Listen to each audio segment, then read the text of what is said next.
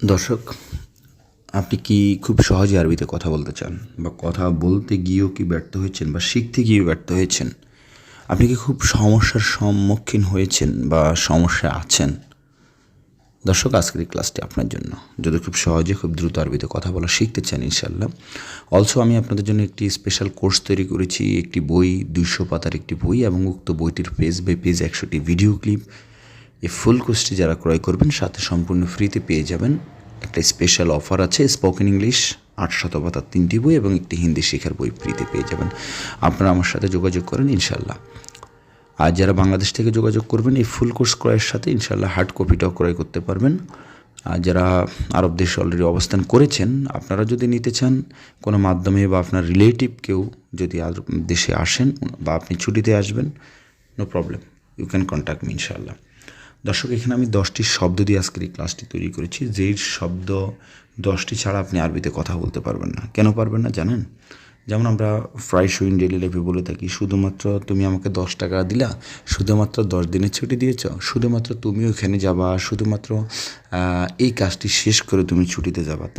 তাহলে আপনি একটু চিন্তা করে দেখেন যে আমরা প্রতিদিন আরবিতে কথা বলতে এই শব্দগুলো প্রয়োজন আছে কি না। তো শুধুমাত্র এটার আরবি শব্দ হচ্ছে ফকত। যেমন ফকত শুধুমাত্র, ফকত আনারু শুধুমাত্র আমি যাব। শব্দগুলো মুখস্থ হওয়ার পরে অবশ্যই শব্দের সাথে শব্দ মিলিয়ে বাক্য তৈরি করবেন। যেমন হচ্ছে মুদির গুল, মুদির বলেছে, মুদির মানে বজ, মুদির গুল আনা, মুদির আমাকে বলেছে।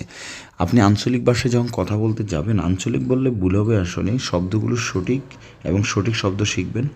আঞ্চলিক বলতে এখানে এটা বোঝানো হয় যে শর্টকাট পদ্ধতিতে যেভাবে যুগ যুগ ধরে প্রবাসীরা কথা বলে আসতেছেন, এবং উইদাউট গ্রামাটিক্যাল সিস্টেম স্পেশালি, এটাই হচ্ছে আঞ্চলিকতা বোঝাচ্ছে, ঠিক আছে? বাট শব্দের অর্থ কারেক্ট।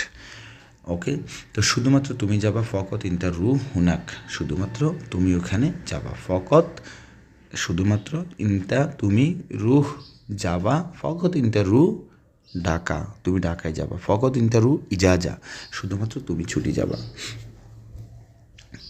তো আশা করি বুঝতে পেরেছেন, এইভাবে আপনারা বাক্য তৈরি করবেন। এরপর বাকি যে শব্দগুলো আছে, মুমকিন সম্ভবত, ফাদি মানে খালি, মশগুল ব্যস্ত, ওয়াদ্দি কোনো কিছু পাঠানোর ক্ষেত্রে আমরা বলবো ওয়াদ্দি, হুনাক মানে ওইখানে, বাগি মানে বাকি, গাবি মানে হচ্ছে বোকা, গিরগির বেশি কথা বলা, সৌত শব্দ। এখন আমি যদি বলি, মনে করেন আপনি লাস্ট যে বাক্যটি লিখেছি দেখেন, শুনেন কীভাবে বাক্য আপনারা তৈরি করবেন। মনে করেন আমি বেশি শব্দ করতেছি, ঠিক আছে, বেশি এলোমেলো করতেছি। তো আবার এলোমেলো এটার শব্দ হচ্ছে কিদা কিদা। মিন্নি মানি দিকে, আবার মিন্নি মিন্নি এদিক ওদিক বোঝায়, ঠিক আছে? তো আমি এখানে লিখেছি সৌত। সৌত মানে হচ্ছে শব্দ। সোয়াইয়া সৌত, মনে করেন কোথাও কেউ শব্দ করতেছে, তো সেক্ষেত্রে পাশে কেউ ঘুমাচ্ছে বা কোনো কাজের সমস্যা হচ্ছে, সামথিং লাইক দ্যাট, তখন আমরা কি বলবো? সোয়াইয়া সৌত। সোয়াইয়া সৌত মানে একটু আস্তে আস্তে শব্দ করো। সোয়াইয়া মানে একটু, অল্প, কম, আস্তে। সোয়াইয়া সোয়াইয়া রু, আস্তে আস্তে যাও, এরকম বোঝায়। আবার যদি আমি বলি হিনি সৌদ মাইসির, এখানে শব্দ করা উচিত না। সির মাইসির, লাজেম মানে উচিত, আবার লাজেম মানে অবশ্যই, আবার মাইসির মানে উচিত না। মাইসির মানে হচ্ছে উচিত না। তো হিনি মাইসির, হিনি সৌদ মাইসির। এরপর লিখেছি কি দেখেন, মাশগুল মানে ব্যস্ত, ওয়াদ্দি মানে পাঠানো, কোনো কিছু পাঠানোর ক্ষেত্রে আমরা ওয়াদ্দি বলবো। কি বলবো? ওয়াদ্দি। এটা পাঠাও, সেটা পাঠাও, হাদা ওয়াদ্দি, হাদা ওয়াদ্দি। আচ্ছা আচ্ছা, প্রথম থেকে আমি শব্দগুলো আবার একটু বলে যাচ্ছি। তাহলে ফকত মানে শুধুমাত্র, অলরেডি আমি বাক্য তৈরি করেছি। মুমকিন মানে সম্ভবত, সম্ভবত তুমি পারবা। এই যে পারবা, এটাকে ইকদের বলবেন, মুমকিন ইনতা ইকদের, সম্ভবত তুমি পারবা। দেন লিখেছি কি দেখেন, দেন লিখেছি যে ফাদি খালি, আলহিন আনা ফাদি, আমি এখন খালি আছি। আলহিন আনা ফাদি, আমি এখন খালি আছি। হাদা গুরফা ফাদি, এই রুমটি খালি আছে।